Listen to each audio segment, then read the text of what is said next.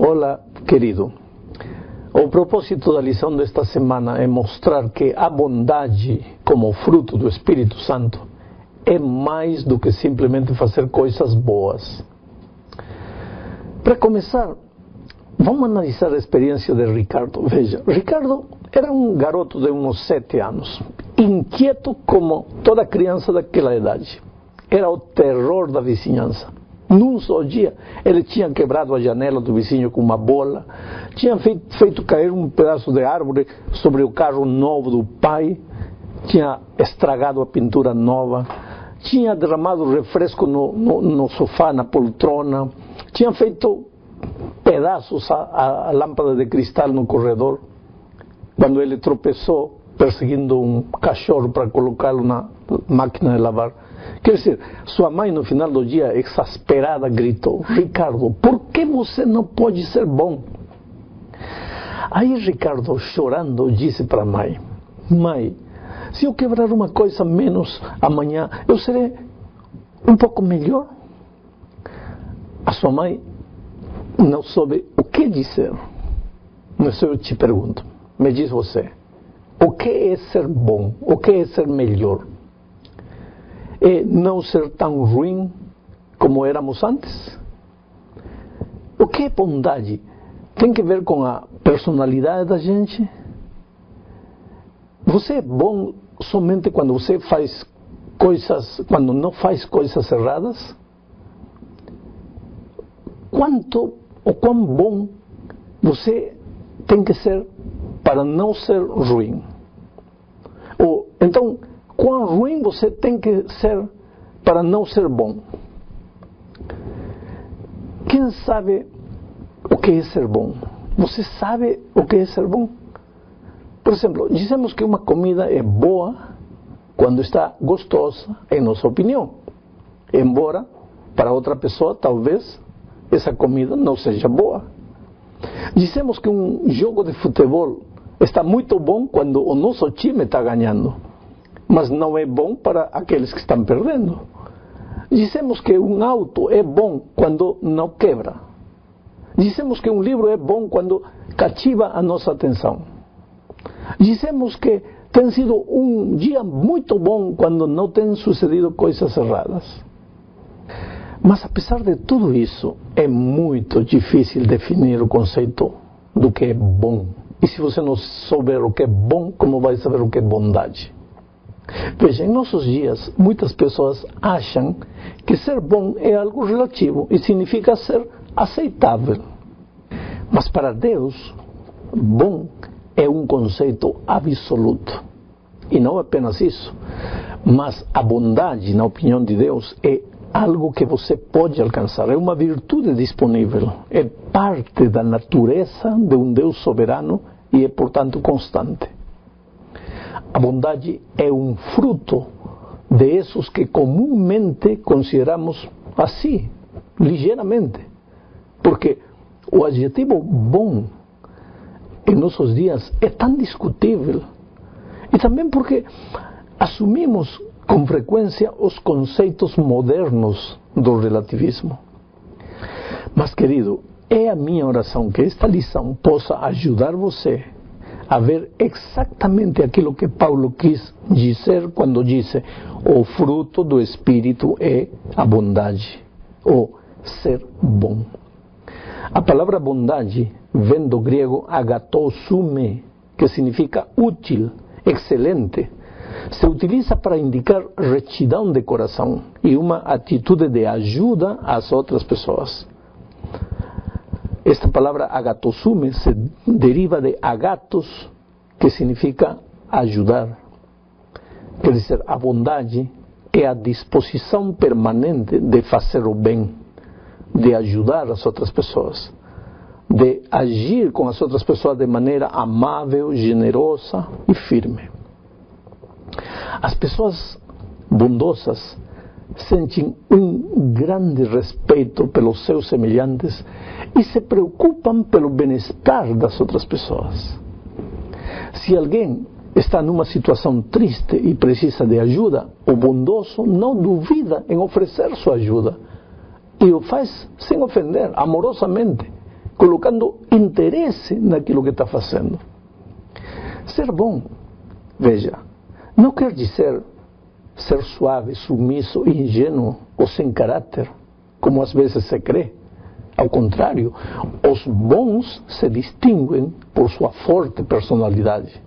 Personalidade que se traduz em inesgotáveis doses de energia e otimismo e se reflete no cálido sorriso e nos sentimentos de confiança, de carinho e respeito que ele transmite para as pessoas que estão a seu alrededor. Vem agora a pergunta: por que devemos ser bons? Simplesmente porque Deus é a fonte da bondade. Ninguém é bom senão Deus, lhe disse Jesus ao jovem rico. Ora, se Deus é bom e nós somos filhos de Deus, é natural que aqueles que vivem em comunhão com a fonte da bondade, que é Jesus, sejam também bons. Pensa um pouco na atitude enérgica de Deus contra o pecado. Veja, se houve pecado, tinha que haver morte. Mas pensa também na atitude bondosa para com o pecador. O pecador arrependido não morre. Cristo morre no lugar dele. Por isso, a maior expressão da bondade divina é o Calvário e aquilo que aconteceu naquela bendita cruz. Vamos agora ao segundo ponto da lição. O conceito de bondade que o ser humano tem é um conceito distorcido.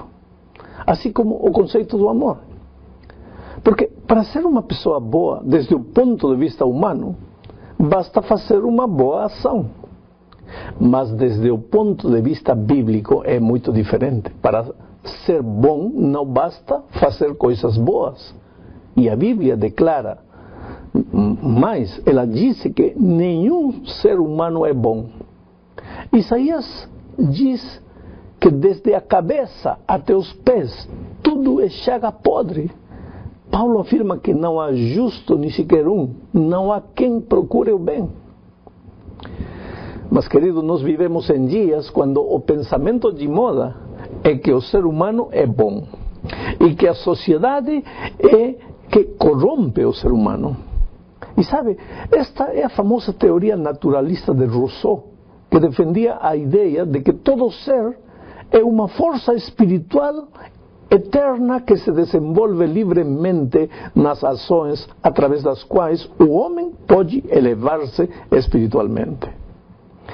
De estas ideias do liberalismo, basadas no contrato social de Rousseau, do direito natural que propugnavam os ilustres Locke e Montesquieu, e que também afirmava a Revolução Francesa, de tudo isto surgiu a confiança no progresso da razão, as liberdades individuais, a igualdade jurídica, o Estado constitucional, a liberdade econômica, os direitos da maioria, as eleições universais, a distribuição mais justa da renda, enfim. Sem dúvida, o século das luzes, como se chamou aquela época, foi uma etapa aparentemente dourada na história da humanidade. Todas essas coisas eram boas. E então os pensadores diziam: o homem é bom. E hoje se repete a mesma história. Pena que a realidade demonstre todos os dias que a sociedade é corrupta e má. E é assim porque os homens que formamos parte desta sociedade somos corruptos ou corrompíveis, capazes de cometer os atos mais lindos, mais sublimes, mas ao mesmo tempo as mais monstruosas aberrações. Outro dia, por exemplo, a polícia foi advertida por uma denúncia anônima e então chegou e derrubou a porta de um departamento localizado na parte mais cara de uma grande cidade e encontrou um quadro de sacudir os sentimentos das pessoas mais endurecidas. Uma garotinha de apenas 12 anos amarrada na área de serviço. Tinha os 2 braços levantados e atados numa escada de ferro. Os pés da garotinha quase não tocavam o chão. A boca tampada com um pedaço de gasa molhada em pimenta. 8 dos dedos da criança tinham sido quebrados. A maioria das unhas tinham sido arrancadas. O policial que achou disse: eu comecei a tremer tanto que tive dificuldade para desamarrá-la. E veja, este era um policial acostumado a ver cenas de horror. Agora, o que faz deste episódio o extremo da barbaridade é que a autora da violência familiar era a mãe adotiva da filha. Como pode o homem ser bom?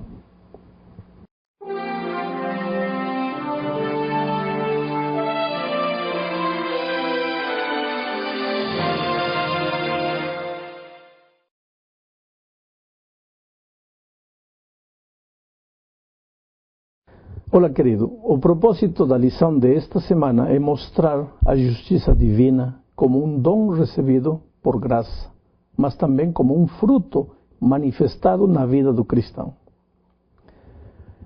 Quando eu era criança, ouvia as pessoas mais velhas orar pedindo justiça. Elas diziam: cobre-me com teu manto de justiça. E eu não entendia como seria esse manto. O que é justiça para você? Quem é um homem justo, na sua opinião? Você já orou a Deus pedindo justiça? O que você quer que Deus te dê quando você diz: Deus, dá-me tua justiça? Quando você pensa na justiça de Deus, você pensa num atributo divino? Na força que você precisa para obedecer? No perdão? O que é justiça? Bom, de acordo com Jeremias, a justiça não é um atributo, nem uma força, nem uma doutrina, nem muito menos um conceito teórico. A justiça é uma pessoa, é Jesus, justiça nossa. Quer dizer que quando eu peço justiça, Jesus me dá sua justiça, mas Ele vem a mim porque Ele é a justiça. Ninguém pode separar Deus da sua justiça. Ambos são uma mesma coisa. Jesus é a própria justiça. Agora, se este conceito não estiver bem claro na tua mente, cada vez que você intente ou tente ser justo, vai tentar portar-se bem, em lugar de esforçar-se para conservar uma conduta sem erros. Você precisa esforçar-se para não afastar-se de Jesus. Se você sabe que Jesus é a justiça e deseja ser um homem justo, tudo o que você precisa fazer é ir a Jesus, permanecer com Ele, e nele você é feito justiça de Deus. Isto é o que afirma São Paulo em 2 Coríntios, capítulo 5, verso 21, diz assim: aquele que não conheceu o pecado, Ele o fez pecado por nós, para que nele fôssemos feitos justiça de Deus. Você percebe? São Paulo vai além do que qualquer ser humano pode imaginar. Ele diz que em Jesus o ser humano é feito justiça, e não simplesmente que recebe justiça. Com frequência pensamos que um homem justo é aquele que não mente, não rouba, não mata, cumpre todos os mandamentos de Deus. Isto é verdade, mas só quando esse bom comportamento é o resultado de estar em Jesus e permanecer em comunhão constante com Ele. Porque Jesus é a justiça. Separados dele, o bom comportamento não passa de mero moralismo. E cristianismo, querido, não é moralismo. Cristianismo é comunhão com Jesus. O cristianismo se transforma numa experiência asfixiante, sufocante, se a sua preocupação na vida cristã é simplesmente portar-se bem. Mas é fascinante quando é uma experiência maravilhosa de viver cada dia com a pessoa maravilhosa de Jesus. A segunda parte da lição nos leva a meditar num texto de Paulo, que está em Romanos 10, 3, e diz assim: porquanto não conhecendo a justiça de Deus e procurando estabelecer a sua própria justiça, não se sujeitaram à justiça de Deus. Este é o grande perigo que os cristãos corremos, confundir as coisas. Pensar que Deus está simplesmente preocupado em que nos portemos bem e pratiquemos obras justas. E claro, querido, que Deus gosta de ver obras de justiça na vida de seus filhos, mas como um resultado e não como a causa. Você não é justo porque pratica obras justas. Você faz obras justas porque é justo. O primeiro que você precisa fazer na vida cristã é ir a Jesus e não tentar fazer sua própria justiça. A justiça humana é como trapo de imundícia para Deus. Por quê? Porque é apenas aparência. Esse era o problema dos fariseus nos tempos de Cristo. Se esforçavam para ser bons, mas só por fora. No fundo, não passavam de gente pecadora. E Jesus chamou eles de sepulcros caiados, branco por fora, mas osso e carne podre por dentro. Para ser um bom cristão, não basta fazer coisas boas ou justas. É preciso ser justo. E se é justo somente quando se vive uma vida de comunhão diária com a pessoa justiça que é Jesus. Entramos agora na terceira parte da lição desta semana. Esta parte nos leva a pensar em Romanos 5:17. Romanos 5:17 diz assim: porque se pela ofensa de um só a morte reinou por esse, muito mais os que recebem a abundância da graça e do dom da justiça reinarão em vida por um só, Jesus Cristo. Aqui se fala de dois reinos. O primeiro reino é o reino da morte que entrou através de Adão. Se você ler em Gênesis 5 o livro das gerações de Adão, verá que há uma dramática repetição da expressão e morreu, e morreu, e morreu. Todos morreram, porque com a queda de Adão entrou o reino do pecado e, consequentemente, o reino da morte.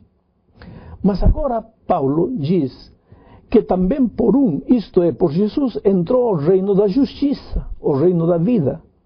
Olha como Paulo coloca a vida como um sinônimo de justiça.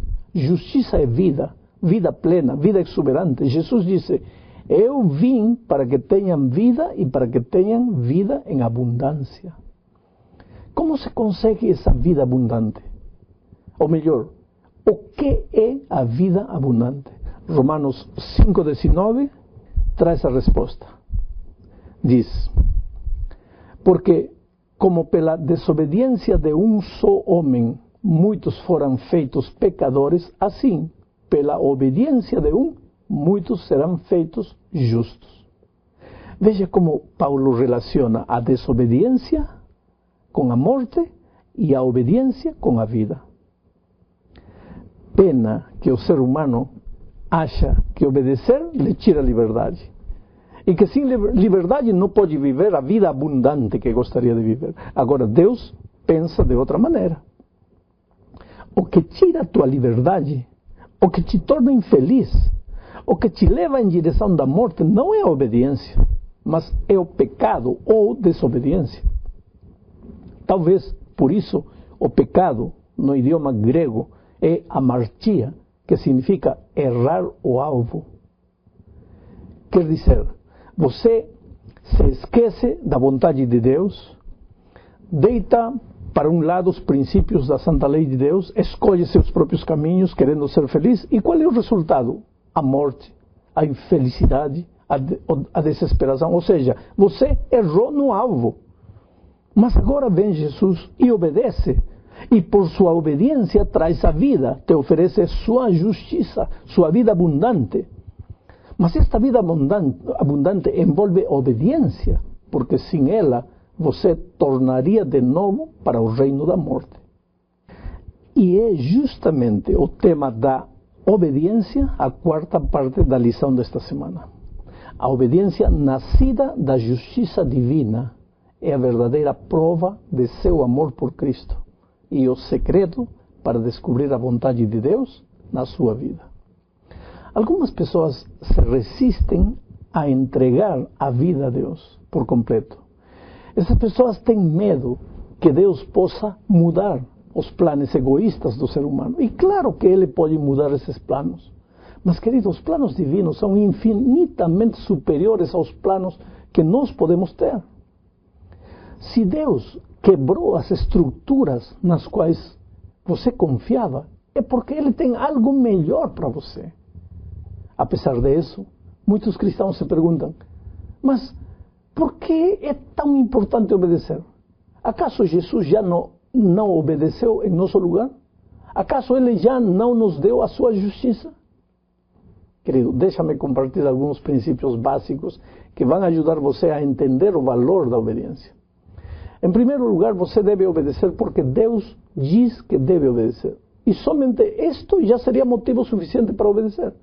Em Jeremias 7:23, Deus ordena o seguinte: mas isto lhes ordenei dizendo, dai ouvidos à minha voz, e eu serei vosso Deus, e vós sereis o meu povo. Andai em todo o caminho que eu vos ordeno, para que vos vá bem. Aqui Deus está falando de obediência, e diz que al obediente nunca vai-lhe mal, só vai-lhe bem. Olhe, embora para Deus os sacrifícios de animais no Velho Testamento eram importantes, Deus valorizava muito mais a obediência do que os sacrifícios. Olá, querido. O propósito da lição desta semana é mostrar que o meio ambiente foi criado por Deus e oferecido para o ser humano como um dom precioso, gratuito. E a responsabilidade do homem é cuidar do meio ambiente que Deus nos ofereceu. Vamos começar falando da criação. A Bíblia afirma categoricamente que a terra e o ser humano foram frutos do amor de Deus. Mas há muita gente que não acredita nisso. Tem gente que acha que tudo que existe é fruto da evolução. Você tem que decidir qual é a opção que você quer escolher. Mas antes disso, eu quero lhe dizer uma coisa. Se você é fruto da evolução, você é fruto do acaso. E então, qual é o propósito da sua vida? Nenhum. Porque ninguém o criou. Você simplesmente apareceu acidentalmente. Mas se você aceita que há um Deus que o criou por amor, então a sua vida tem sentido, porque o Criador tinha um plano quando criou você. E se é assim, tudo na sua vida faz sentido, até mesmo as coisas tristes que podem surgir. Bom, revisando o relato da criação no capítulo 1 de Gênesis e também no capítulo 2, nos primeiros versos, vemos que antes de criar o ser humano, Deus se preocupou em preparar um ambiente para a chegada do ser humano. Imagine comigo o Pai, o Filho, o Espírito Santo, como se fosse uma família aguardando o bebê que vai nascer. Primeiro, a luz foi criada, depois a expansão, os mares, as plantas, os animais, finalmente o ser humano. Adão veio a existir, mas antes Deus tinha se preocupado em preparar um meio ambiente para a chegada do homem. Mas o relato bíblico acrescenta que o ser humano não estava feliz. Então Deus realizou a primeira cirurgia da história. Por isso, se você é um cirurgião, no momento em que vai efetuar uma cirurgia, peça a sabedoria do Deus Criador que realizou a primeira cirurgia. Ao despertar, Adão encontrou Eva. Agora a criação estava completa. Deus lhes entregou o jardim, os animais, a terra, as plantas, tudo. E lhes deu algo que ia ser fonte de satisfação e alegria: o trabalho. O trabalho, no princípio, antes do pecado, não tinha o fator cansaço que tem hoje. Não era sufocante e ingrato. Isso tudo veio como consequência da desobediência. Hoje você trabalha, não consegue muita coisa. Você trabalha e fica cansado, trabalha para sobreviver. E o pior de tudo é que você vê que outros que não trabalham tanto quanto você, mas enriquecem facilmente. Bom, tudo isso é fruto do pecado. No princípio, as coisas não eram assim. Imagine agora o primeiro casal perante a criação. Deus lhes disse claramente: tudo isto tenho criado para vocês. Queridos, desfrutem. Desfrutem, mas cuidem. Ou seja, os colocou como administradores, como guardiões, protetores da natureza. A pergunta que eu devo responder é: até que ponto eu compreendi isto? Fico preocupado em proteger o meio ambiente ou simplesmente deixo isso para que os outros façam e eu desperdiço água, desperdiço energia, contamino a natureza? A lição esta semana tenta nos ensinar que o cristianismo não fica limitado em ir à igreja e cantar, mas também, entre outras coisas, cuidar do meio ambiente que Deus nos confiou. Há duas coisas que me impressionam no relato da criação. Uma delas é o segundo item da lição.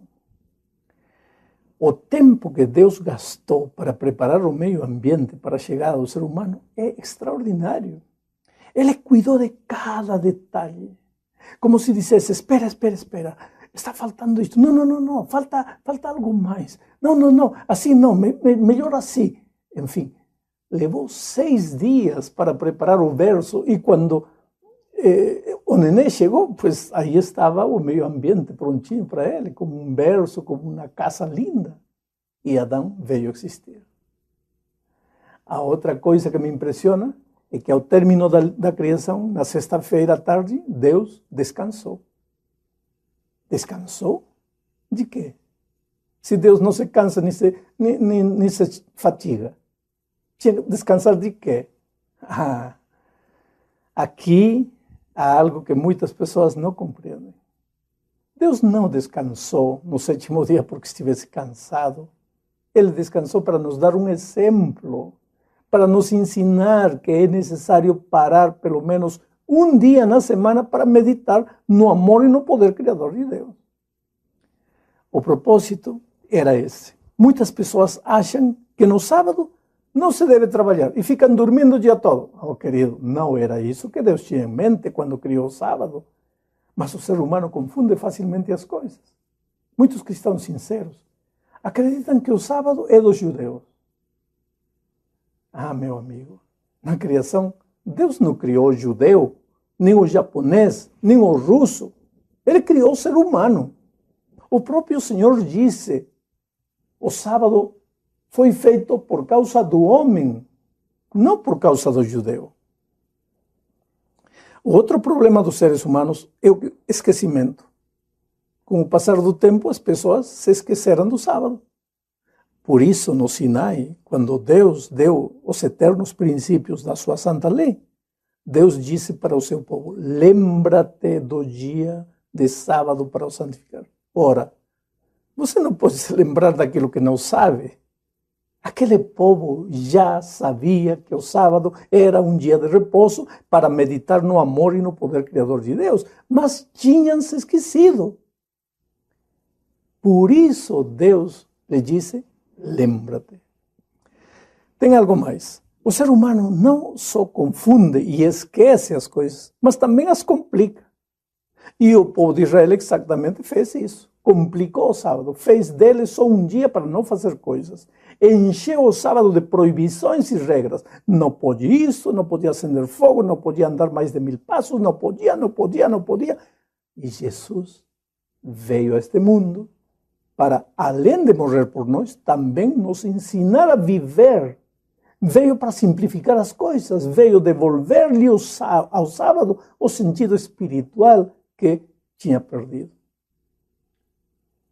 Jesus não veio para abolir o sábado. Ele veio para relacionar o sábado com sua obra de criação e também de redenção. Por isso curou e fez milagres de restauração no dia do sábado. A mensagem está aí para nós. Se pararmos no sábado para santificá-lo, adorar a Deus e pensar na criação, com toda certeza, seremos mais cuidadosos com o meio ambiente que o Criador preparou com carinho para que pudéssemos viver. Porque o sábado nos leva de volta para o Criador. Olá, querido. O propósito da lição desta semana é mostrar que Deus deseja que fiquemos em boa forma física e espiritual e que o exercício físico desempenha um papel importante para alcançar este objetivo. Vamos começar lendo o que Paulo afirma na sua segunda epístola a Timóteo, no capítulo 4, versículo 7. Diz assim: Combati o bom combate, completei a carreira, guardei a fé. Aqui Paulo, o gigante do Evangelho, o homem cuja mensagem foi o justo viverá pela fé, esse Paulo compara a vida cristã com uma corrida e com uma batalha. E, em consequência, o cristão é relacionado com um atleta, com um soldado. Ambos, o atleta e o soldado, têm de se esforçar muito para alcançar o seu objetivo. Eles têm que sacrificar coisas agradáveis, às vezes renunciar a momentos prazerosos ao lado da família, dos amigos, para quê? Para obter um preparo que os capacite para a vitória. Mas, olhando desse ponto de vista, a vida cristã parece que não combina com a pregação de Paulo, que enfatiza a confiança em Cristo como único caminho para a salvação. Eu digo parece, porque se você estudar a Bíblia com calma, vai perceber algo surpreendente. A figura do atleta esforçado como símbolo do cristão é apresentada uma vez após outra. Por exemplo, em 1 aos Coríntios, capítulo 9, versículos 24 a 27, o próprio Paulo volta a repetir: Não sabeis vós que os que no estádio todos, na verdade, correm, mas um só leva o prêmio? Correi de tal maneira que o alcanceis. Todo atleta em tudo se domina. Aqueles para alcançar uma coroa corruptível, nós, porém, a incorruptível. Assim corro também eu, não sem meta. Assim luto, não como desferindo golpes no ar, mas esmurro o meu corpo e o reduzo à escravidão, para que, tendo pregado a outros, não venha eu mesmo a ser desqualificado. Esta figura que Paulo usa talvez tenha mais sentido se você se lembrar do contexto.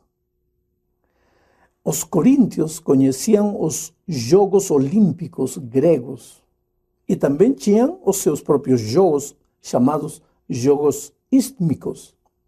Sabedor disso, o apóstolo usa uma metáfora fácil de ser compreendida por seus leitores. Um atleta deve ser disciplinado a fim de conquistar o prêmio.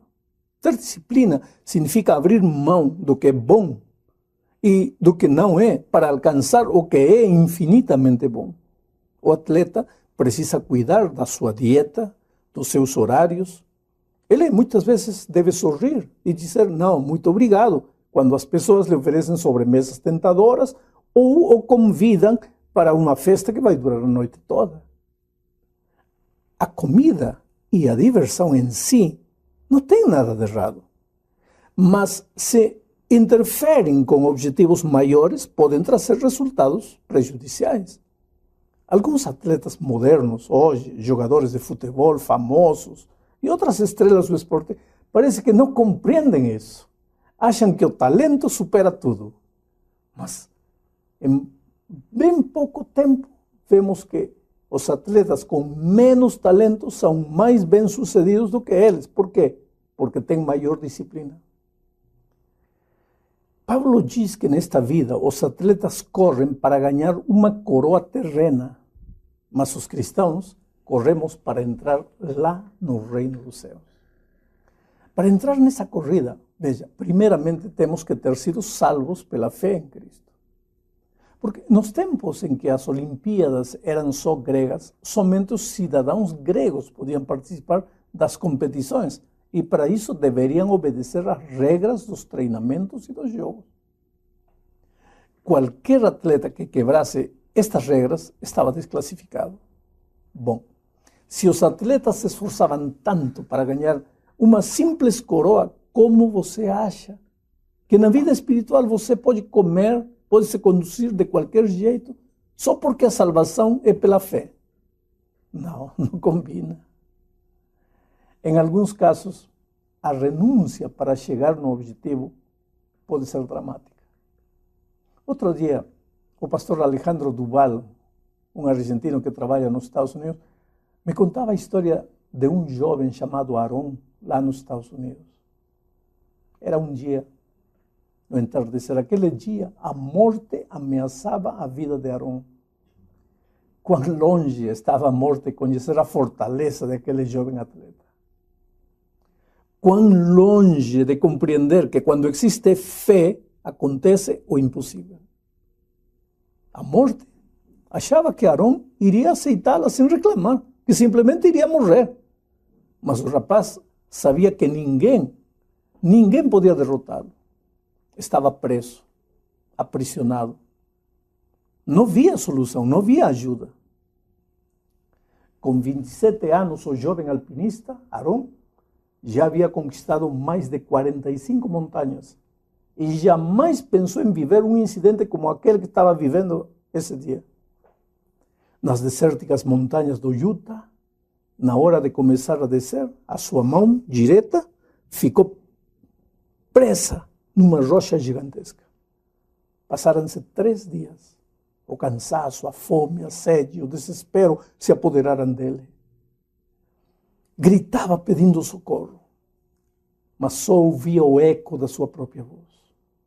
No 4º dia, sentiu a presença da morte, alucinante, sedutora. Então tomou uma determinação radical. Algo que dificilmente alguém poderia imaginar. Ele tinha uma decisão, perder a vida ou perder a mão. Difícil decisão, mas não teve outra escolha. O sol tímido do 5º dia foi testemunha da sua estoica proeza. Com uma faca que carregava na cintura, gritando de dor, cortou a sua pele primeiro, depois as suas carnes, depois os seus ossos. E livre da mão, correu sangrando a distância de 10 quilômetros, até que um grupo de turistas o achou semi-morto e o levou para o hospital. O próprio Aaron conta esta história com maiores detalhes no seu livro Entre a Roca e um Lugar Deserto. Oh, querido, chegar no lar do Pai. Essa tarefa pode ser muitas vezes dolorosa. Como Aaron, quem sabe você também esteja aprisionado. Algum hábito negativo que o afasta de Deus. O trabalho que não deixa tempo para a sua vida espiritual. Ser dependente de algum vício, seus sonhos de riqueza, não sei. Uma coisa eu sei, você precisa tomar uma decisão urgente. Pode ser doloroso, vai ser doloroso, mas é hora de decidir. Você sabe o que coisa está detendo você na vida espiritual? Satanás colocou uma pesada rocha sobre sua vida. Você tenta afastar essa rocha, mas é impossível. Você tenta quebrá-la e só se machuca. O tempo passa e você, longe do Pai, longe de casa. Peça que Deus lhe dê as forças necessárias para continuar na corrida que um dia você começou. Entregue o seu namoro a Jesus. Dê a Jesus o controle de seu computador. Coloque o seu tempo, a sua vida nas mãos dele. Entregue os seus sonhos e vá em frente. Se for preciso, faça como Jesus disse. Se a tua mão direita for ocasião para cair, corta a tua mão. É melhor entrar no reino dos céus sem uma mão que com as duas perder-se no inferno. A segunda parte da lição nos leva a falar justamente da fé. A fé é um presente divino. Mas se você não a exercitar, corre o perigo de ficar atrofiada. É como se eu lhe desse um presente. Vamos fazer um exemplo. Eu lhe dou de presente um peixinho colorido num lindo aquário de cristal. Você não precisa pagar nada por isso. É de graça, grátis. Mas se você não cuidar do peixinho, não alimentar ele, não trocar a água, em pouco tempo ele vai morrer. Mesmo você tendo recebido o peixinho de graça. Com a fé acontece a mesma coisa. Em Efésios 2:8 encontramos o seguinte: porque por graça sois salvos, por meio da fé. E isto não de vós, pois é dom de Deus. O que Paulo diz é claro: isto, a fé, não vem de vós, é dom de Deus. Mas quando você vai ao livro de Hebreus, capítulo 11, verso 6, o próprio Paulo acrescenta: de fato, sem fé é impossível agradar a Deus, porque é necessário que aquele que se aproxima de Deus creia que Ele existe e que se torna galardoador dos que o buscam. Bom, aqui, neste segundo texto, Paulo nos dá a ideia de que a fé cresce na medida em que mantemos uma comunhão com Deus. Devemos, portanto, ter o desejo de agradar a Deus, mas ao mesmo tempo o zelo de buscar a Deus, orar, estudar a Bíblia, frequentar a igreja quando você não tem vontade. Quer dizer, disciplina. Tudo isso é fator de crescimento na vida espiritual. Veja, a fé funciona como funcionam os músculos. Não sei se alguma vez você já foi engessado devido a algum acidente. Aí fica sem mexer os músculos por um bom tempo. Depois, quando é retirado o gesso, o osso está curado, mas você descobre que os músculos estão atrofiados e você tem que enfrentar uma luta terrível e dolorida para que os músculos voltem ao seu estado normal. Aí vem as sessões intermináveis de fisioterapia, dor, esforço, cansaço, enfim. Para quê? Para que o osso quebrado seja curado? Não, o osso já foi curado. O esforço é para revitalizar os músculos. Bom, na vida cristã é desse jeito.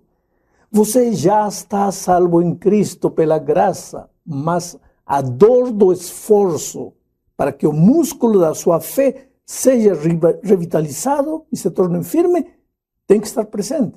É uma lei da vida. Olá, querido. O propósito da lição desta semana é mostrar que o otimismo e a esperança têm uma função importantíssima no desenvolvimento e na conservação da boa saúde. Vamos começar falando um pouco da depressão. Mas antes, eu gostaria que você soubesse que este trimestre temos estudado temas relacionados com a saúde, porém desde o ponto de vista bíblico, não tanto do ponto de vista médico. Então, não tenha a impressão de que os temas são superficiais. Imagino que um médico apresentaria estes temas com um conteúdo muito mais científico, porque ele estudou e se preparou para isso. Não é o meu caso. Eu sou um pastor, não sou um médico. Portanto, a minha ênfase está no que a Bíblia diz com relação a estes temas da saúde e não naquilo que a ciência afirma, embora não deixo de apresentar alguns dados científicos. Eu te pergunto, há alguma diferença entre ciência e Bíblia? Não, não há. A Bíblia não contradiz a ciência. E a verdadeira ciência também não contradiz a Bíblia. E a história tem mostrado que em ocasiões em que a ciência parece que diz algo contra a Bíblia, o tempo se encarregou de provar que a ciência estava errada e a Bíblia tinha razão. Falemos então da depressão. Existem dois tipos básicos de depressão. O primeiro tipo eu chamaria de depressão circunstancial. Esse tipo de depressão é a resposta do corpo e do espírito às circunstâncias difíceis da vida. Pode ser a morte de um ser querido, a perda do emprego, o fim do casamento, uma doença, uma crise financeira, enfim. Enquanto estivermos vivendo neste mundo de dor, de pecado, não estaremos livres de sermos tocados pelas dificuldades e muitas vezes pelas tragédias. O corpo e até mesmo o ser inteiro sentem isso e reagem. Às vezes, a depressão vem acompanhada de dores de cabeça, frequentes dores nas costas, nuca, pessimismo, tristeza, vontade inexplicável de chorar, perda da vontade de fazer as coisas e muitas vezes vontade de morrer. A pessoa se sente completamente desmotivada, Somente dorme, ou às vezes não dorme e sofre de insônia. Quer dizer, é uma situação desastrosa. E se não for tratada com cuidado, pode ser até o fim de muita gente. Mas existe outro tipo de depressão, de ordem física e muitas vezes de ordem genética. Nesses casos, somente a esperança e o otimismo, a confiança em Deus não são suficientes. É preciso buscar um médico especialista para tratar desses tipos de problemas. Os médicos são instrumentos nas mãos de Deus. Deus nem sempre atua através de milagres pessoais. A maioria das vezes, Deus faz milagres através dos médicos. Quando Jesus esteve nesta terra, muitas vezes fez milagres, somente pelo poder da sua palavra, mas outras vezes, como no caso do cego, por exemplo, ele disse, vai ao tanque de Siloé e lava-te. É como se hoje ele te dissesse, eu vou te curar, mas primeiro vai ver o médico, que é meu instrumento, e segue as ordens dele. Voltemos na depressão. A Bíblia nos apresenta o caso de muitos gigantes da fé que tiveram momentos depressivos. Eu vou mencionar apenas 3 deles, que de repente pode ser, como dizer assim, um espelho para a gente ver que não somos os únicos que sofremos com isso. Davi é o primeiro. Davi, de repente, teve vontade de chorar. Elias chegou um momento de tanta depressão na vida dele que ele quis morrer. E o terceiro é Paulo, que até em 2 ocasiões também desejou a morte. A segunda parte da lição nos mostra a raiz do problema. Eu sempre digo e vou repetir, o cristão pode estar cansado, pode estar triste, ferido emocionalmente, mas não em depressão. Por que não? Porque o cristão tem Jesus, que é a fonte da esperança. Eu estou falando de depressão circunstancial, não da física. Bem, quem tem a Cristo tem paz no seu coração, mesmo no meio das tormentas desta vida. O próprio Senhor Jesus é um exemplo disso. Naquela noite em que os discípulos estavam desesperados, pensando que iam afundar lá no mar, Jesus dormia tranquilo. Por quê? Porque estava em paz com seu Pai. O problema é que no meio dos afãs desta vida, da luta pela sobrevivência, da busca de dinheiro para cumprir os compromissos financeiros, em meio das dificuldades que cada dia temos que enfrentar, nos esquecemos de Jesus. Paramos de orar, paramos de estudar a Bíblia, cortamos a comunhão com Jesus e, consequentemente, nos metemos em terríveis problemas. Se lembra de Pedro naquela noite no Mar da Galileia? Enquanto tinha os olhos fixos em Cristo, nem as ondas gigantescas, nem o vento furioso, nem a escuridão da noite, nada o assustava. Mas quando deixou de olhar a Jesus e começou a olhar para a tormenta, aí começou a afundar. Você sabe, o ser humano saiu um dia das mãos de Deus e somente será completo, feliz e realizado quando se devolver às mãos do seu Criador. Então, viver em comunhão constante com Jesus não é uma opção que podemos escolher se nos sobra tempo. Oh, querido, é a única opção que temos se desejamos viver uma vida abundante que Jesus oferece e se temos que fazê-lo mesmo que não tenhamos tempo. Em primeiro lugar, antes de qualquer coisa, tem que separar tempo para Deus. Isso é o que Jesus disse quando afirmou: mas buscai primeiro o reino de Deus e a sua justiça, e todas as coisas vos serão acrescentadas. Vamos ao terceiro ponto da lição. Para isso, precisamos ler primeiro aos Tessalonicenses, capítulo 5, versículos 16 e 17. Regozijai-vos sempre, orai sem cessar. Como se pode sempre estar disposto a louvar a Deus em meio aos problemas? O próprio verso responde: orai sem cessar. O ser humano é humano e propenso a deixar-se abater pela tristeza. Já vimos que homens como Davi, Paulo, Elias e até Jó, o próprio Senhor Jesus Cristo, tiveram momentos de tristeza. Jesus, em certa ocasião, disse: a minha alma está triste até a morte, e suplicou ao Pai: passa de mim este cálice. Jó amaldiçoou o dia em que nasceu. Agora, ninguém pode dizer, por isso, que estes homens serão fracos. Mas existe algo interessante. Os problemas de Jó e de Jesus acabaram quando eles estavam orando. Pensemos em Jesus. Aquela noite, no sofrimento terrível, ao ver que a morte se aproximava, procurou o Pai em oração e pediu que seus discípulos o ajudassem a orar. E eles falharam, mas o Senhor continuou orando sozinho. Por quê? Porque não há melhor remédio para a tristeza do que orar e cantar. Mesmo que pareça que tudo está caindo em cima de você, continue orando a Deus. Com Jó sucedeu a mesma coisa. No meio da dor, da doença, da pobreza, da incompreensão de seus amigos, ele começou a orar. Não somente por ele, mas também por seus amigos. E hoje, o que diz Jó 42:10. E o Senhor virou o cativeiro de Jó quando orava pelos seus amigos. E o Senhor acrescentou em dobro a tudo quanto Jó antes possuía. Estes casos já seriam suficientes para mostrar que não há melhor remédio para a tristeza e para a depressão do que a oração e o louvor.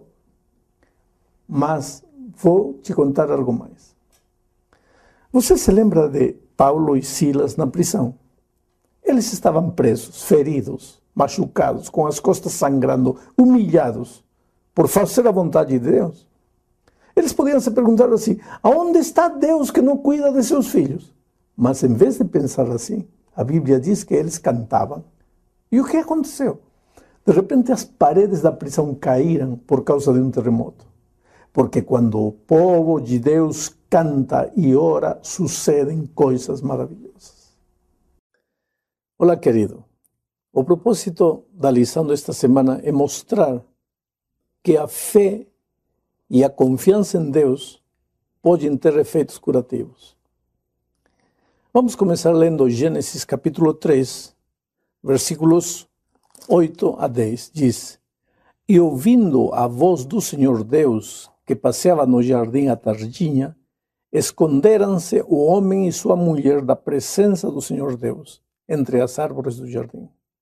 Mas chamou o Senhor Deus ao homem e perguntou-lhe: Onde estás? Respondeu-lhe o homem: Ouvi a tua voz no jardim e tive medo, porque estava nu e escondi-me.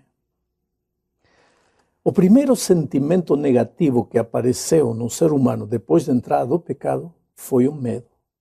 Tive medo e escondi-me, disse Adão. O medo o levou a se esconder. É exatamente isso que o medo continua fazendo com o ser humano hoje. Ele nos leva a nos esconder, a nos proteger de algo que consideramos perigoso. Eu digo consideramos porque com frequência inventamos os perigos. No caso de Adão e Eva, por exemplo, o pai não lhes ia fazer nada. Pelo contrário, ia lhes ajudar. Mas o medo levou o ser humano a ver a Deus como uma ameaça. Desse dia em diante, o medo se espalhou entre os seres humanos e hoje é a doença típica dos tempos e está associado com a depressão. O medo tira a tua liberdade, fecha teus olhos para enxergar os caminhos, não te permite vislumbrar horizonte nenhum. Quando o medo domina você, o seu corpo sofre uma série de mudanças. O coração bate mais rápido para enviar sangue para as extremidades e para o cérebro. As pupilas ficam dilatadas e são produzidas 3 hormônios: a adrenalina, a noradrenalina e os corticoides, chamados também de hormônios do medo. Os corticoides impedem que se produza a conexão entre os neurônios, base da criatividade. Portanto, é biologicamente impossível que uma pessoa com medo seja capaz de desenvolver todo o potencial que ela tem. O medo é a falta de segurança que Adão e Eva tinham quando estavam na companhia de Deus. Depois da entrada do pecado, eles passaram a se sentir inseguros e perderam isso completamente depois do pecado. Ao longo da história, uma das buscas desesperadoras da raça humana tem sido a busca de segurança. Mas a segurança neste mundo de pecado não existe, não há nada seguro. Para quem não tem Cristo, a vida não tem garantia nenhuma, é incerteza pura. Mas para quem tem Jesus no coração, a vida, mesmo cheia de perigos e dificuldades, é sem dúvida uma oportunidade. Há muitos tipos de medos. Melhor dizendo, medo de muitas coisas. Medo do escuro, da morte, da vida, de ser feliz, medo das doenças, até medo das pessoas. Quando alguém tem medo das pessoas, em parte, é porque fica se comparando com os outros e sente-se diminuído.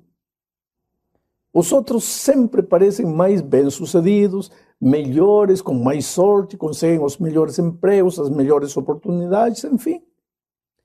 Mas há algo que você precisa saber. As pessoas que parecem bem-sucedidas também sentem medo. Mas elas são capazes de vencer o medo. A diferença é que, para aqueles que não têm Jesus, o medo os deixa paralisados. Mas, para quem tem fé, o medo os leva a sentirem-se mais vivos e a enfrentar os desafios. O cristão enfrenta tudo o que ele teme, como sendo um desafio. Tem a audácia de enfrentar seus medos e ser livre em Jesus. Isso não significa que o cristão não vai sofrer derrotas, porque muitas vezes o sucesso, escuta bem isto, o sucesso é feito de pequenas derrotas, de tentativas, que o medroso não se atreve a fazer por temor da frustração e do fracasso. Como pode o cristão vencer o medo? Existem vários passos. Vou te mencionar 3. Primeiro, aceite que você tem medo. Todos padecemos disso. E reconhecer que temos medo não é sinal de fraqueza. Agora, se você não aceitar isso e não conta isso para Deus, como é que Deus vai poder lhe ajudar? Segundo, identifique qual é a origem de seu medo. Às vezes, não é fácil identificar essa origem. Então pense, o que é que motiva você? Quando você descobrir o que é que motiva você, então aí saberá qual é a origem de seu medo. Por exemplo, se você gosta de fazer parte de um grupo, é provável que o seu medo seja a rejeição. Se você gosta de dinheiro, é provável que o seu medo seja o medo de ficar desempregado, sei lá. Em terceiro lugar, olhe para o medo cara a cara, face a face. O nosso pior inimigo é sempre a nossa própria cabeça. Somos capazes de imaginar coisas muito piores do que é a realidade. Por exemplo, quando um chefe lhe diz, faça isso, ou então, se você não fizer, aguarde as consequências, é provável que você comece a pensar em consequências muito mais dramáticas, muito maiores do que aquelas que realmente vão vir. Definindo, para você superar os seus medos, o melhor é fazer de Cristo a grande motivação da sua vida. Viktor Frankl foi um psiquiatra judeu que passou a Segunda Guerra Mundial em vários campos de extermínio. Segundo ele, não se salvaram daquele inferno os mais fortes, nem os mais cultos, nem os melhores preparados, mas aqueles que tinham uma motivação além da sua própria vida presente. Porque elas diziam, quando sair de aqui, escreverei um livro. Quando sair daqui, verei os meus filhos. Quando sair daqui, contarei isto para o mundo. E qual, querido, a melhor motivação de que dizer para você mesmo, eu sei que tudo isto vai passar, porque Jesus está no controle da minha vida.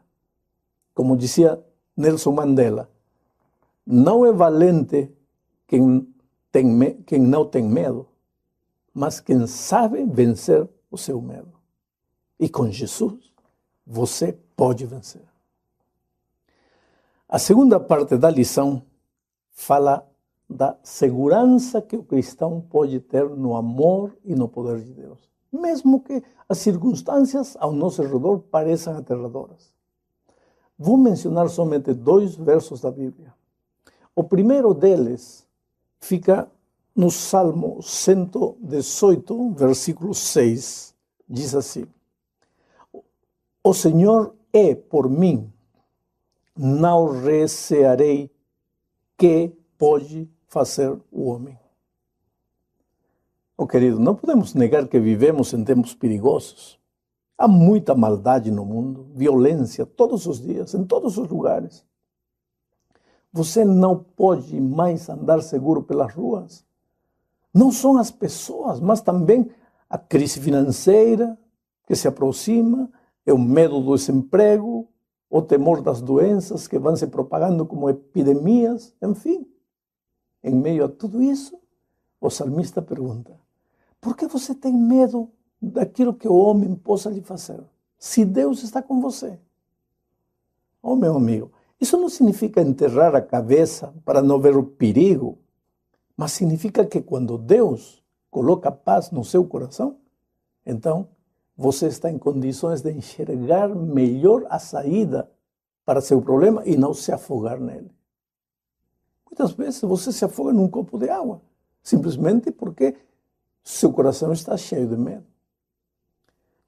Com o coração cheio de medo, achando que Deus se esqueceu de você, assim você não chega a parte alguma. Você só se desespera, se afunda cada vez mais no medo. Às vezes, medos imaginários, vindos da falta de fé e de confiança em Deus. Olá, querido. O propósito da lição desta semana é mostrar que Deus deu a cada ser humano o poder de decidir. Mas qualquer decisão que façamos tem consequências para o bem ou para o mal. Quando Deus criou Adão e Eva, os criou perfeitos. O relato da criação afirma que Deus viu tudo o que tinha feito e que tudo era muito bom, era perfeito. Há muita gente que não entende o que significa a perfeição. Digo isso porque com frequência me deparo com pessoas que perguntam por que Deus colocou no jardim a árvore do bem e do mal? Não é o próprio Deus o autor do mal? Vejamos este assunto. Deus tinha criado os seres perfeitos, mas para que Adão e Eva fossem perfeitos, precisavam ser livres moralmente. E para ser livres, precisavam do poder da escolha. E para escolher, eles tinham que ter perante eles pelo menos 2 caminhos, senão como poderiam escolher? Agora, esses 2 caminhos eram a possibilidade do bem e a possibilidade do mal. Isto quer dizer que se Deus colocou a possibilidade do mal e do bem, então Ele é o autor do mal. Não. Não tenha pressa em tirar conclusões. A possibilidade de não é o. Vou explicar. As ilustrações ajudam a entender conceitos.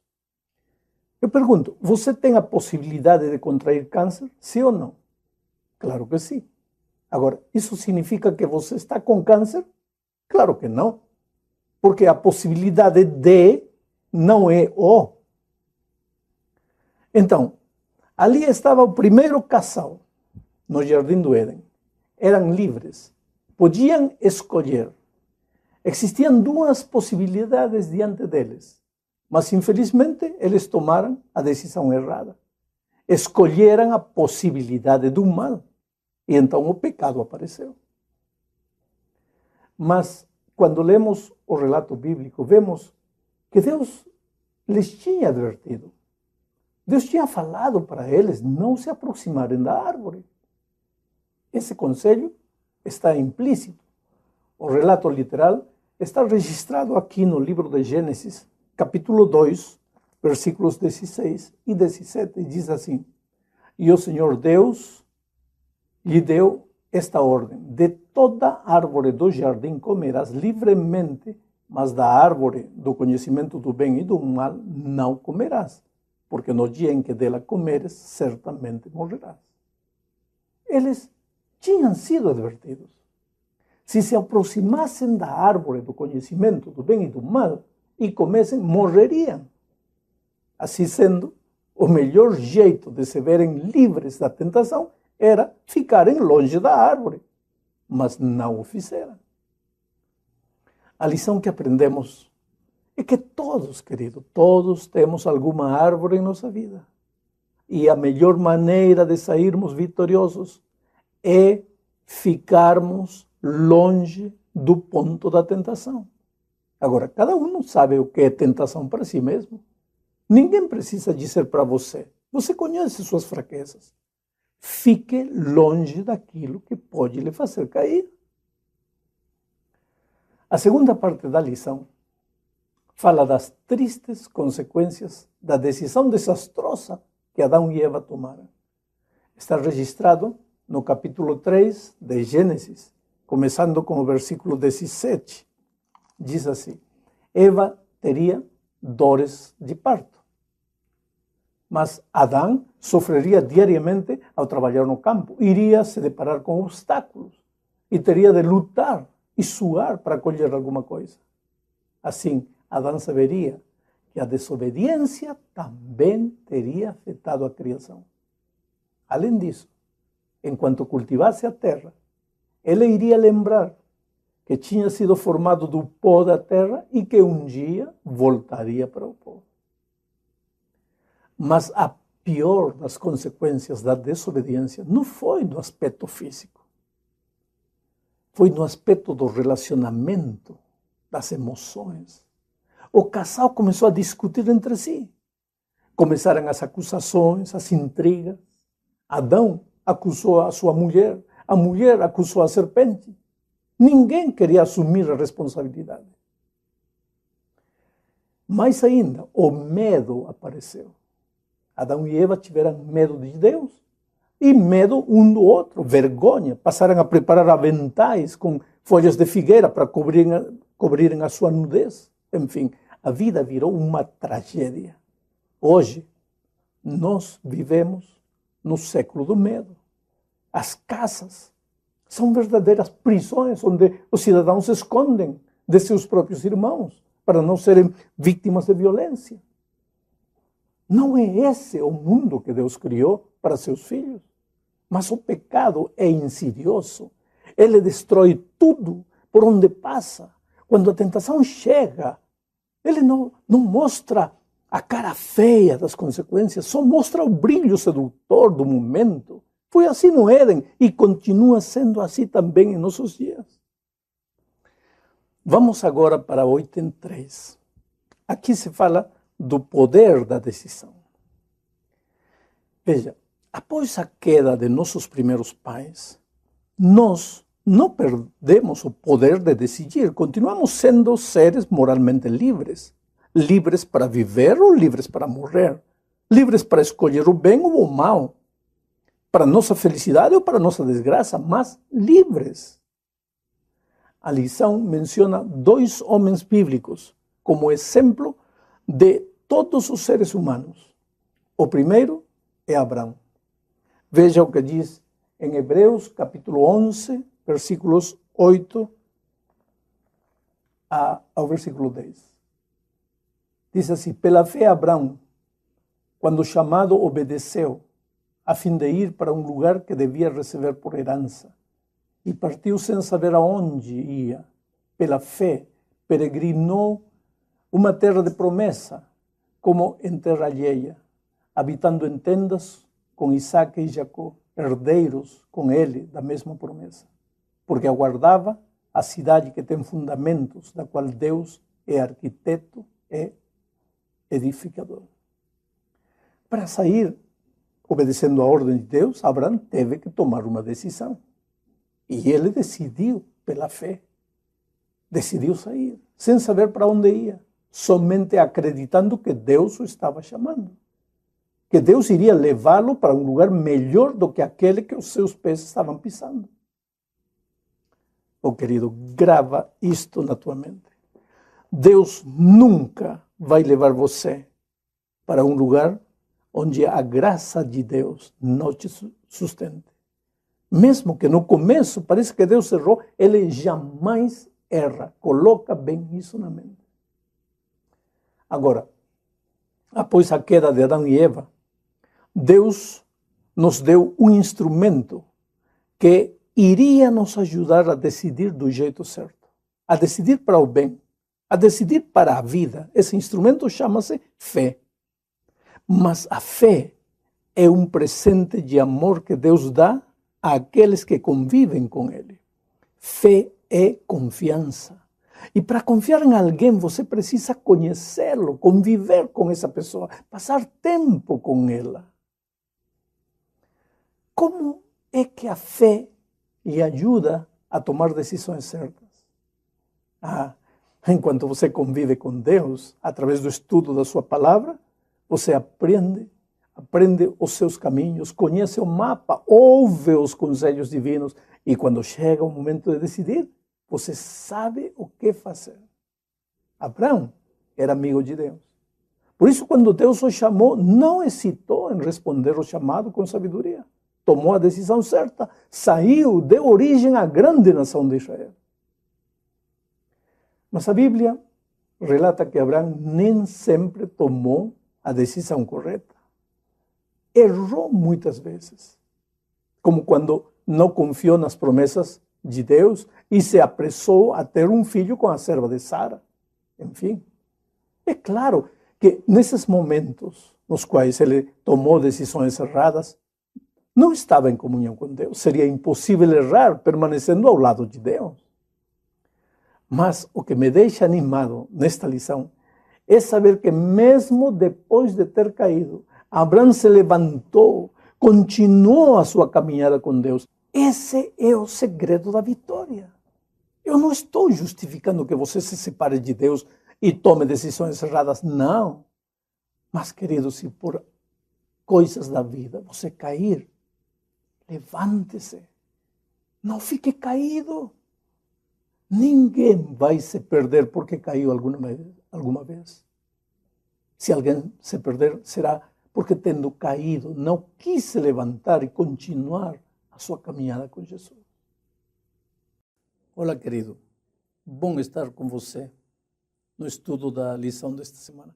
O propósito da lição é apresentar o tema central da Epístola aos Romanos, que é o tema da justificação pela fé. A palavra justificação é um termo jurídico. Veja, um delinquente transgrediu a lei e merece castigo. Mas alguém que não deve nada à justiça, porque sempre cumpriu a lei ao pé da letra, se oferece para receber o castigo que o delinquente merece. Se o delinquente aceitar a oferta, está livre. E é como se nunca tivesse transgredido a lei. Não porque o tenha feito ou não o tenha feito, mas porque outra pessoa levou sobre si as transgressões do delinquente. Bem, na vida espiritual acontece a mesma coisa. Nós, os seres humanos, tínhamos transgredido a lei de Deus e estávamos condenados a morrer pelo nosso delito. Mas o Senhor Jesus se apresentou, se ofereceu voluntariamente para pagar o castigo da nossa transgressão. Agora, se o pecador exercitar a fé e acreditar na substituição de Jesus, é justificado pela fé. Esse é o tema central da Epístola aos Romanos. Vejamos. O primeiro texto a ser analisado nesta semana é Romanos capítulo 3, versículos 19 e 20. Diz assim: Ora, nós sabemos que tudo o que a lei diz aos que estão debaixo da lei, diz, para que toda boca esteja fechada e todo mundo seja condenável diante de Deus. Por isso, nenhuma carne será justificada diante dele pelas obras da lei, porque pela lei vem o conhecimento do pecado. Quem está sob a lei? Paulo se referia nesse tempo aos que estavam sob a jurisdição da lei, ou seja, aos judeus. Mas o pensamento central deste texto não é quem deve ou quem não deve cumprir a lei, mas sim qual é o propósito da lei. Paulo menciona, em primeiro lugar, para o que a lei não serve. Ele diz, não serve para justificar nem para salvar. Por isso, nenhuma carne será justificada diante dele pelas obras da lei, diz Paulo. Então, para que serve a lei? O próprio Paulo responde, pela lei vem o conhecimento do pecado. A lei apenas serve para mostrar o pecado. O povo judeu estava sob a lei porque estava sob a sua jurisdição. Para o povo judeu, a lei estava formada não apenas pelos 10 mandamentos, mas por todo o sistema de cerimônias e sacrifícios que anunciavam a vinda do Messias. Mas os judeus iam mais além. Para eles, a lei, ou o Torá, como eles chamavam, eram todos os ensinamentos do Velho Testamento. E Paulo afirma que esses ensinamentos, por mais que fossem bons, não tinham nenhum valor para efeito de salvação. Existe algo mais. Quando o Messias veio e morreu na cruz, já não era mais preciso o cerimonial dos sacrifícios, dos símbolos. Então, hoje devemos entender, desde este contexto, que a lei moral dos 10 mandamentos também não servem para justificar ninguém. A função da lei é apenas mostrar o pecado e não salvar. Usando um exemplo, poderíamos afirmar que a lei pode salvar tanto quanto o raio-x pode curar. Oh, querido, o raio-x não cura, somente mostra onde está o mal. Com a lei acontece a mesma coisa. Não justifica, apenas mostra o pecado. A segunda parte da lição apresenta o texto de Romanos 3, 21. Eu vou ler para você. Diz assim: mas agora se manifestou sem a lei a justiça de Deus, tendo testemunho da lei e dos profetas.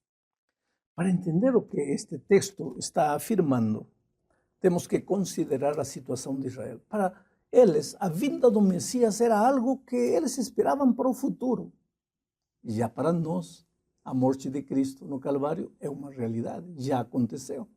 Quer dizer, não precisamos mais fazer sacrifícios que apontem a uma futura esperança, porque para nós já é realidade, mas com Israel era diferente. Talvez por isso eles não entenderam a justificação pela fé em sua plenitude. Não é que no Velho Testamento não existisse justificação pela fé. Lembre-se que Abraão é chamado o pai da fé. Mas foram poucos os que entenderam o tema com claridade. A maioria passou a confiar na obediência à lei como fonte de salvação. Mas, querido, a vida lhes ensinou que por mais que se esforçavam para cumprir, não podiam. Não podiam cumprir as exigências da lei. E isso os desesperava, ao ponto de inventarem uma montanha de tradições que faziam da obediência um jugo escravizador. Mas agora vem Paulo e lhes diz que a justiça de Deus se manifestou. E disse também que a própria lei testifica da justiça. Em que sentido a lei testifica da justiça? No sentido de que, por mais que você se esforce, a lei sempre vai mostrar a sua vida errada, o que está faltando. E dessa forma, você vai sentir a necessidade de ir a Cristo. Querido, infelizmente, eles não conseguiram entender. Mas o que me preocupa é que hoje em dia, às vezes também não conseguimos entender. Por exemplo, quando um cristão diz que a lei já não tem vigência, porque Cristo morreu na cruz e a lei foi anulada na cruz, me diz uma coisa: entendeu o que realmente aconteceu? Ou anda confuso? Tão confuso como os judeus cristãos que se convertiam no primeiro século. Confuso. Por mais boas intenções que tenham, estão confusos. Sabe? Este assunto é para pensar seriamente. Bom, a terceira parte da lição nos leva a meditar em Romanos 3, 24. Diz assim: sendo justificados gratuitamente pela sua graça, pela redenção que há em Cristo Jesus. Querido, aqui entra outro ponto importantíssimo da justificação, que é a graça maravilhosa de Jesus. Para entender o que é a graça, precisamos entender o que é misericórdia. Pela sua misericórdia, Deus não nos dá o que merecemos, que é a morte. E pela sua graça, nos dá o que não merecemos, que é a vida. Não temos que fazer nada, somente aceitar. Deus faz tudo.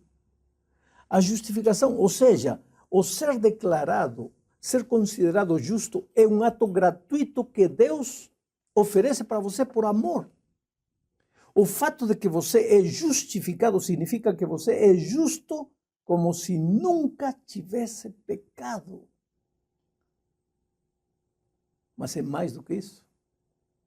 Não significa apenas que Deus vê você como se nunca tivesse pecado, mas significa também que para Deus é como se você sempre tivesse vivido uma vida reta. Quer dizer, é como se desde o dia que você nasceu tivesse amado o Senhor com todo o seu coração, com toda a sua alma, com toda a sua mente. Como pode Deus ver você desse jeito?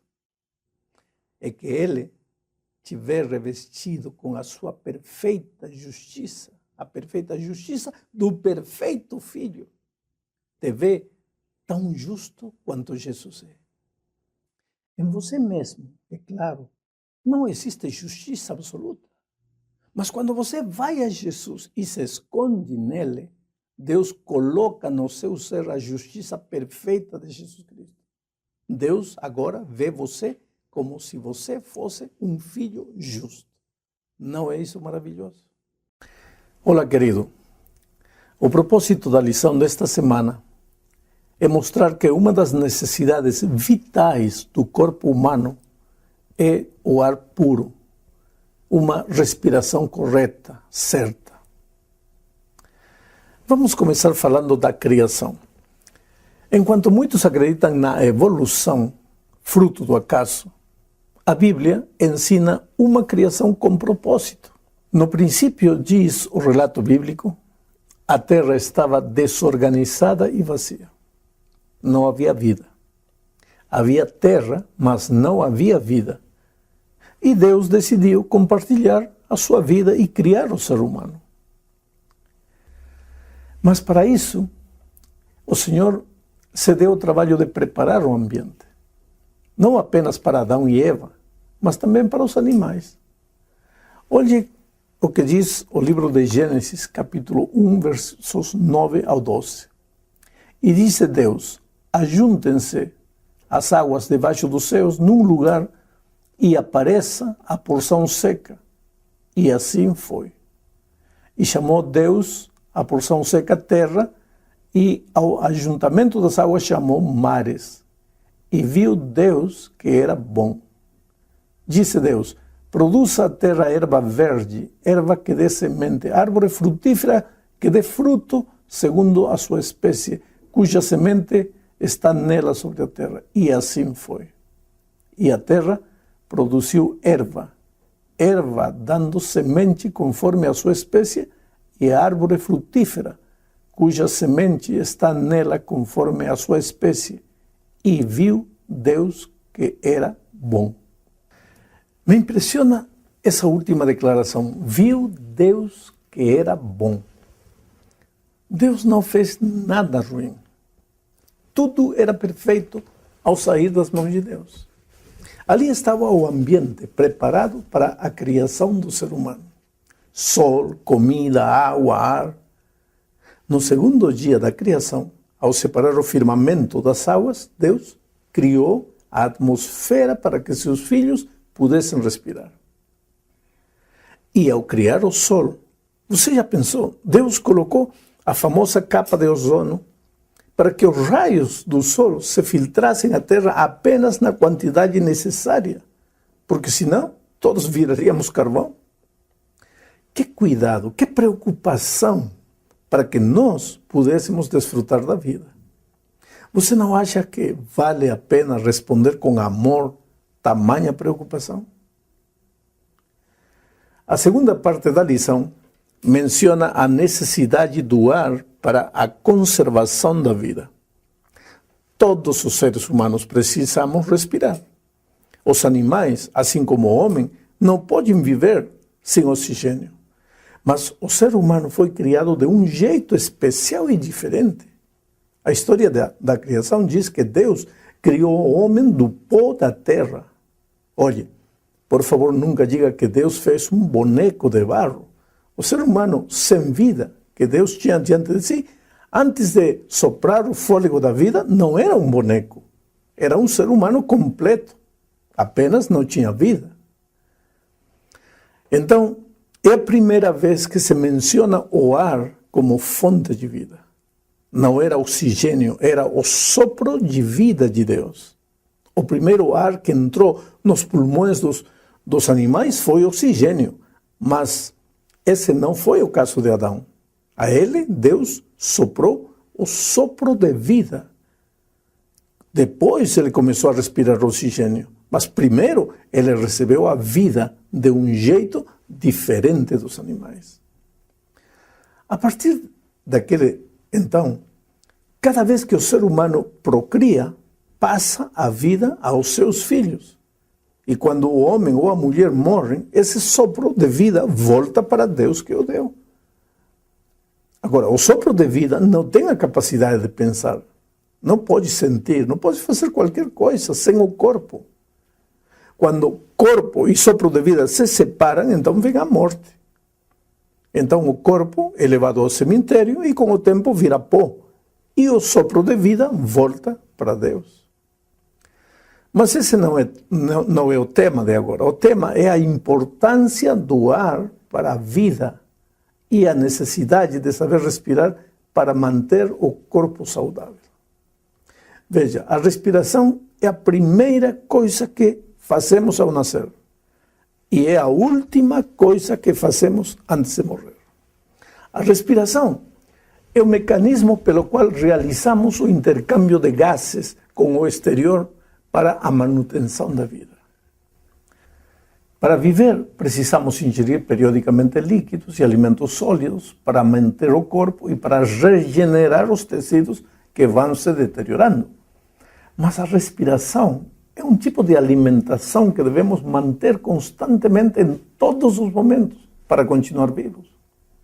Podemos viver uns 50 dias sem comer e não mais de 2 ou 3 dias sem beber, mas sem respirar. Podemos morrer em uns 5 minutos. Claro, isso é relativo, mas mostra a importância do oxigênio. A respiração é vital. E por isso, temos um controle involuntário da respiração. Para quê? Para não esquecer de respirar, porque poderíamos colocar em perigo a nossa sobrevivência se pararmos de respirar. O problema é que à medida que o estresse, a preocupação aumenta em nossas atividades, a respiração vai ficando cada vez mais curta e mais rápida. Quer dizer, a tendência é inalar menos oxigênio. E isso faz com que o organismo se canse, porque pouco oxigênio circula pelo sangue e muito gás carbônico.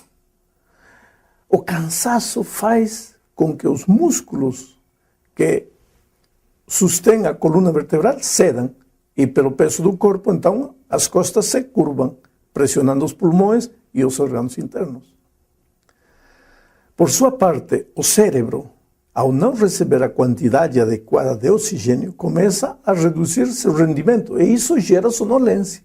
E para completar, o diafragma, ao não trabalhar adequadamente, faz pouco esforço e perde tonicidade, contribuindo para a redução da capacidade pulmonar. Resumindo, o plano de Deus, ao criar o ser humano, era que o homem respirasse bem para viver. E esse plano, às vezes, pelas circunstâncias da vida, não acontece. E os únicos que sofrem somos nós mesmos, como consequência de um ar contaminado ou como consequência de não saber respirar. A terceira parte da lição nos leva a pensar em Deus como o doador da vida. Olhe o que diz o livro de Atos, capítulo 17, versículo 25. Nem tampouco é servido por mãos de homens, como que necessitando de alguma coisa, pois Ele mesmo é quem dá a todos a vida e a respiração e todas as coisas. Ele, Deus. E a sua preocupação é que respiremos o ar puro e que saibamos respirar corretamente. Isso não é apenas por causa do nosso corpo, mas pela vida que realmente vale a vida eterna. O importante é que para que possamos desfrutar de vida espiritual saudável, precisamos ter corpos saudáveis.